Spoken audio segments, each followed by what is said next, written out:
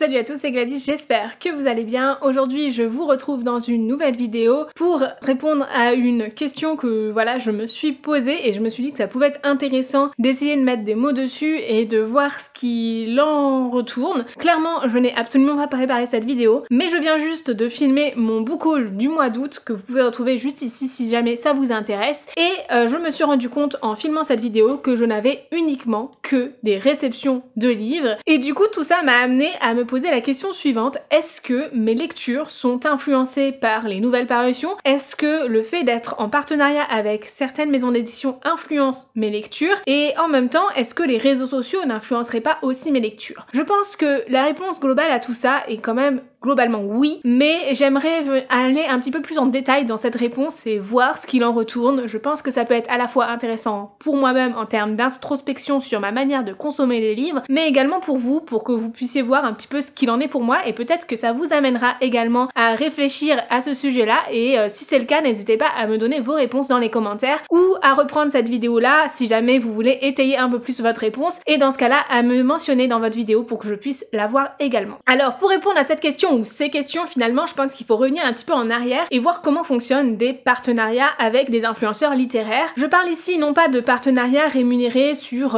une opportunité quelconque, comme j'ai fait avec Nextory par exemple, mais plutôt des partenariats qui sont des partenariats récurrents sur la réception de livres et l'écriture de chroniques en échange, sans forcément de délai ou autre. Enfin, on va revenir un petit peu plus en détail dans tout ça dans la vidéo, parce que si vous ne le savez pas, lorsqu'on est partenaire avec une maison d'édition, cela se fait de plusieurs façons différentes. Parfois, certaines maisons d'édition vont nous dire, bah voilà, vous êtes partenaire à l'année avec nous, on attend de vous un engagement particulier. En général, ces maisons d'édition vous demandez d'envoyer vos chroniques dans le mois ou les mois qui suivent, et d'autres maisons d'édition vont juste vous dire, bah ok, on est partenaire, ponctuellement ou non, et je vous envoie le communiqué de presse, soit un seul communiqué de presse à la fois, soit mois par mois ou trimestre par trimestre, les communiqués de presse des livres qui vont paraître, et vous choisissez, avec restriction ou non, dans le lot de ces livres à paraître, ceux qui vous intéresseraient. Alors, je ne sais pas si j'ai le droit de mentionner ou non les noms des maisons d'édition dans cette vidéo, parce que j'ai demandé l'accord à personne, donc dans le doute, je vais éviter de mentionner les noms des maisons d'édition. Si vous êtes influenceur littéraire, je pense que voilà, vous vous reconnaîtrez et vous reconnaîtrez certaines maisons d'édition dans mes propos. Si ce n'est pas le cas, bah écoutez,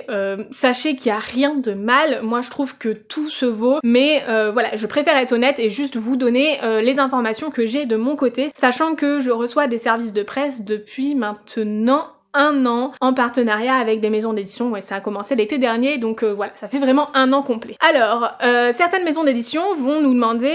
voilà, vous avez le droit de choisir ce que vous voulez dans le catalogue, vous pouvez par contre n'en sélectionner qu'un seul en format papier, les autres ça peut être des formats numériques. D'autres maisons d'édition vont nous dire, vous pouvez prendre tant de livres de telle catégorie, ou encore certaines maisons d'édition vont nous proposer à chaque fois, à chaque parution, bah voilà, là il y a ce livre-là qui va apparaître dans les 2 mois à venir, est-ce qu'il vous intéresse, oui ou non, et à chaque fois on aura un nouveau mail sans forcément avoir une visibilité sur les parutions qu'il y aura ensuite. Bref, dans toutes ces parutions, forcément, il y a à la fois des nouvelles parutions, vraiment des livres qui sortent pour la première fois, d'auteurs dont on n'a jamais entendu parler, ou d'auteurs que l'on connaît qui sortent un nouveau roman, qui sera publié pour la première fois dans ces maisons d'édition, et parfois s'il s'agit également de traduction. Donc dans ces cas-là, on a également souvent des sons de cloche d'avis sur ces livres-là, sur la version originale du livre. Donc forcément, des fois, on part avec un avis préconçu sur l'histoire en fonction de ce qu'on a pu lire ou entendre sur les réseaux sociaux, et d'autres fois pas du tout. Je demande un livre ou non en fonction du résumé, en fonction de la couverture, en fonction de l'auteur aussi, si c'est un auteur qui a déjà publié d'autres titres ou pas et qui m'ont déjà plu ou pas. Bref, je me base sur de nombreuses choses, et un peu comme quand on choisirait un livre en librairie, je me fais entièrement confiance lorsque je choisis mon livre, et j'essaye toujours de trouver des arguments de force qui font que voilà, ce livre-là, si j'avais été face à ce livre dans une librairie, et j'essaye toujours de répondre à la question la plus importante pour moi: est-ce que j'aurais acheté ce livre en étant face à lui dans une librairie parmi tous les autres livres de la librairie et pas seulement parmi tous les autres livres de la maison d'édition? Si j'arrive à répondre oui à cette question, Dans ce cas-là, je demande le livre. Je fais pas forcément attention à regarder si voilà j'ai beaucoup de livres à lire ou pas. J'en ai énormément à lire de toute façon, je suis pas quelqu'un qui gère très bien sa pile à lire, ça vous l'avez remarqué. Mais voilà, j'ai ma petite étagère qui sert de service de presse, je sais que je dois pas dépasser cette étagère là, mais voilà, même si je note les titres que j'ai demandé dans les mois à venir, je fais pas forcément toujours très attention à me dire est-ce que j'en ai pas demandé un peu trop ce mois-ci ou pas, parce que finalement en fait les mois s'équilibrent dans le temps et j'ai pas forcément ressenti ce besoin de faire attention à ça et de me dire bah non, là ça fait trop de livres, je m'arrête là. Mais avant de recevoir ces communiqués de presse, il faut d'abord avoir un contact avec la maison d'édition. De mon côté, ce qui s'est passé, c'est que j'ai été contactée d'abord par des auteurs auto-édités, puis ensuite par des maisons d'édition, et ces prises de contact ont été très souvent des refus. Dans le sens où les personnes m'ont contacté en proposant des livres qui ne me correspondaient pas du tout. Et c'est donc quelque chose qui fait partie de mon éthique, qui me tient à cœur, j'ai toujours fait le choix de n'accepter que des livres qui me faisaient envie. Donc j'ai refusé beaucoup de choses, jusqu'au jour où je suis tombée sur des propositions de réception de livres, en échange de chroniques bien évidemment, qui me tentaient vraiment et qui voilà, pouvaient vraiment me plaire, donc j'ai accepté ces livres-là. À partir de ce moment-là, je me suis dit que ce que je faisais sur les réseaux sociaux avait peut-être une certaine valeur et pouvait peut-être me permettre de recevoir d'autres livres pour bien évidemment agrémenter encore plus ma chaîne YouTube, mais également mon compte Instagram, en ayant un peu moins de frais, même si ça ne m'empêche clairement pas d'acheter des livres au quotidien, en tout cas je pourrais dire mensuellement. Et du coup ce qui s'est passé, c'est que j'ai envoyé des mails à des maisons d'édition dont on trouve les contacts sur leur site en général. Je me suis présentée, j'ai présenté ce que je faisais et j'ai toujours ciblé des maisons d'édition dont j'appréciais le travail, dont globalement j'appréciais les sorties, et surtout des maisons d'édition dont j'ai déjà lu des titres pour pouvoir leur montrer directement des exemples de choses que j'avais chroniquées sur les réseaux sociaux qui correspondaient à leur parution, pour voilà qu'ils puissent voir un petit peu ce que j'étais capable de faire par rapport à ce que eux proposent. Je pense que c'est très important de ne pas aller voir une maison d'édition en nous disant juste bah j'adore ce que vous faites, j'adore vos livres et je voudrais les recevoir, mais plutôt de dire bah voilà quelque chose comme j'adore ce que vous faites, j'adore vos livres, mais regardez ce que j'ai déjà fait avec ces livres-là, je les ai présentés de telle façon, j'en ai toujours dit des bonnes choses avec parfois un aspect un peu plus critique pour certains points parce que c'est normal de ne pas tout aimer, mais c'est aussi normal de ne pas complètement descendre un livre et de savoir être respectueux à tout moment. Bref, je pense que c'est plus constructif, que ça donne une meilleure image, etc. à la maison d'édition et que ça lui donne un peu plus confiance pour aller vers nous et voir ce que l'on fait et pour potentiellement travailler avec nous ensuite. Parce que oui, c'est un travail, même si on n'est pas payé pour en parler, on reçoit des livres gratuitement certes, mais si on veut être consciencieux dans notre travail et si on veut le faire sérieusement, bah à un moment donné, oui, c'est comme un travail puisque ça prend énormément de temps et c'est beaucoup d'investissement, et si vous n'êtes pas prêt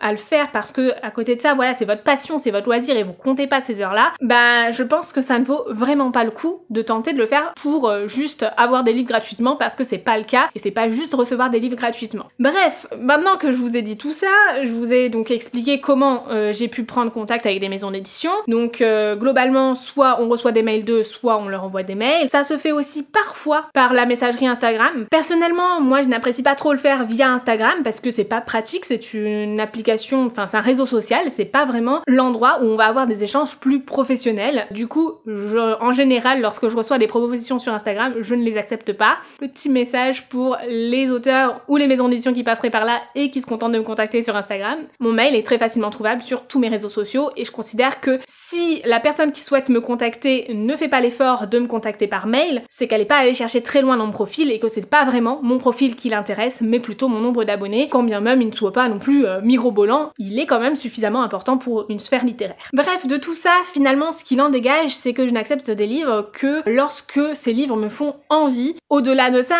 je considère que je veux faire les choses sérieusement et quand bien même j'ai parfois du retard dans mes lectures et mes chroniques, j'essaye vraiment de lire le plus rapidement possible mes services de presse. Pour cela, j'ai mis un truc tout simple et hyper visuel, c'est que dans ma pile à lire, j'ai une étagère qui est dédiée aux services de presse. Ça me permet tout simplement de différencier mes livres services de presse des autres livres de ma pile à lire et de savoir vers quel livre il serait plus intéressant d'aller en priorité finalement. Quel livre lire avant les autres pour s'assurer de ne pas les oublier au fond de la pile à lire, pour s'assurer aussi d'avoir toujours envie de les lire. Parce que quand un livre reste très longtemps dans notre pile à lire, je pense qu'on a tous fait les frais et on s'est tous rendu compte au bout d'un moment qu'il nous faisait plus tant que ça envie. Et bien c'est le cas pour tous les livres, que ce soit un livre que l'on ait reçu ou acheté, dans tous les cas s'il reste trop longtemps, potentiellement au bout d'un moment il peut ne plus plus nous faire envie. Et le fait de les mettre de côté et de se dire bah voilà, ils sont là et j'aimerais les lire en priorité, ça permet justement d'écouler ce stock rapidement, ou du moins d'avoir une bonne rotation de ce stock et de faire en sorte que oui, ces livres-là seront lus dans les quelques mois à suivre, grand maximum, et de s'assurer de respecter certains délais. Quand je vous parle de délais, c'est que certaines maisons d'édition nous imposent des délais. Certaines maisons d'édition vont dire bah oui, tu es partenaire avec nous, mais on aimerait avoir tes chroniques dans le mois, les 2 mois ou les 3 mois qui suivent le moment où tu as reçu le livre. Alors moi je trouve que 1 mois c'est un petit peu court pour le coup. Si je n'arrive pas à le faire dans le mois, bah rien ne m'empêche d'envoyer un mail pour expliquer pourquoi je suis en retard, mais honnêtement, je considère quand même qu'on n'est pas payé pour, et à un moment donné, il faut savoir mettre ses limites là où on veut. Personnellement, moi je choisis d'envoyer un contenu complet lorsque j'envoie ma chronique à la maison d'édition. C'est pas seulement mon post Instagram, c'est toutes les choses que j'ai pu faire en termes de communication autour de cet ouvrage. Donc ça devient très conséquent parfois, et forcément en fonction de mon planning de vidéo YouTube, parfois je vais devoir attendre un petit peu que la vidéo YouTube dans laquelle je fais mon bilan lecture du mois sorte pour pouvoir juste présenter le livre. Donc c'est vrai que moi je respecte pas vraiment ces délais-là, j'en suis totalement consciente, mais en même temps je trouve qu'ils ne sont pas forcément très légitimes. Je les vois plus comme une suggestion de délai à respecter, plus dans le sens où voilà, on aimerait avoir vos chroniques relativement proches autour de la sortie du livre et pas non plus 1 an plus tard, parce que là ça n'aura plus beaucoup d'impact sur la promotion de l'ouvrage. Moi je le vois plus de cette façon-là, et c'est vrai que lorsque je reçois des livres en avance par rapport à la date de parution, je vais avoir tendance à justement mieux respecter ces délais-là, parce que finalement j'ai reçu le livre tellement avant la date de parution que j'ai plus de temps pour le lire et en parler plus ou moins proche de cette date de parution. Et puis pour moi il y a plein de façons de parler d'un livre. C'est pas forcément toujours donner son avis sur sa lecture. Je trouve même que parfois ça peut être quelque chose qui ne va pas aider à la promotion d'un livre, et que juste expliquer voilà de quoi il parle et pourquoi il nous fait envie peut être parfois plus fort, parce que tout simplement on ne l'a pas encore lu, et si on n'a pas aimé le livre, ben ça peut être un peu plus compliqué de donner envie à certaines personnes de le découvrir, mais en même temps c'est aussi à ça qu'on sert. En tout cas moi je pense que je suis pas là seulement pour vous donner envie de découvrir des livres, mais pour surtout vous permettre de faire vos propres choix et d'acheter de manière raisonnée et raisonnable en fait finalement, parce qu'il y a tellement de livres qui sortent que c'est parfois chouette de tomber sur quelqu'un qui a plus ou moins ses goûts, ou voire pas du tout, mais de savoir de manière explicite qu'est-ce qui va nous plaire ou pas nous plaire dans un roman, pour savoir si ce livre est fait pour nous ou pas. Et donc finalement, est-ce que recevoir des services de presse influence ou non mes lectures? Et ben j'ai envie de dire oui et non. Ça influence mes lectures, mais pas tant que ça, puisque ce sont des livres que j'aurais achetés dans tous les cas, puisque je choisis toujours d'opter pour des livres que j'aurais achetés, et surtout, ça influence mes lectures dans le sens où je vais toujours me dire, je vais essayer de lire les services de presse le plus vite possible par rapport aux livres que j'aurais achetés à côté. Mais ça ne va pas m'empêcher d'apprécier ces lectures, puisqu'avant tout, c'est des livres qui me tentent, des livres qui me font très envie. Bien évidemment, parfois, ça n'empêche pas d'être déçu, mais globalement, du coup, mes avis sont très positifs sur mes services de presse, tout comme sur mes achats, parce que je connais mes goûts et je sais cibler ce qui va me correspondre ou pas. Je pense pas que ça influence réellement mes goûts, mon avis, puisque en fait finalement mon avis est toujours honnête et je l'espère constructif et intéressant pour vous, mais surtout là où ça va influencer mes lectures, c'est en termes de rythme ou de choix de livres, puisque lorsque je finis un livre, je vais d'abord regarder sur mon étagère de services de presse si j'ai un livre qui me tente. Lorsque je constitue une pile à lire pour un challenge, je vais d'abord regarder sur mon étagère de services de presse s'il y a un livre qui va rentrer dedans, histoire de les lire un petit peu plus vite, et surtout de pas les laisser traîner trop longtemps, même si en soi je ne respecte pas toujours les délais attendus par les maisons d'édition. Et puis je pense pas finalement qu'ils m'en veulent, parce que ils continuent à me faire confiance, ils continuent à m'envoyer des livres, et ça je trouve ça vraiment super chouette, et je les remercie grandement pour ça, mais je vous remercie également vous, parce que c'est grâce à vous, c'est grâce au fait que vous soyez là, que vous soyez réactifs à ces vidéos, que vous les regardez, etc., que du coup ces maisons d'édition me font confiance pour parler de leurs livres, parce que parler à 4 personnes, ça n'a aucun intérêt, en tout cas pas pour faire la promotion d'un livre qui nous aura été envoyé, puisque derrière il y a très peu de ventes potentielles. Bref, en définitive, je lis toujours ce qui me plaît, je prends énormément de plaisir à faire ça, et je pense que si on me demandait si je voudrais refaire encore des partenariats avec certaines maisons d'édition dans les mois ou les années à venir, je pense que je dirais encore oui, en fonction bien évidemment du temps que j'ai accordé à tout ça, mais en tout cas, pour le moment, je prends énormément de plaisir à le faire et je n'ai pas le sentiment que ça change plus ou moins les lectures que je vais faire parce que franchement, soyons honnêtes, avant de recevoir des services de presse, quand j'étais déjà sur Booksta et Booktube, j'étais déjà influencée par toutes ces personnes qui présentaient des livres et je lisais que des nouveautés finalement. Et puis quand on se balade en librairie, on est vite tenté à acheter des nouveautés parce que c'est ce qu'on trouve sur les étals. Bref, j'aimerais quand même lire un petit peu plus de reliques de Mappal parce que j'en ai quelques-unes qui attendent, mais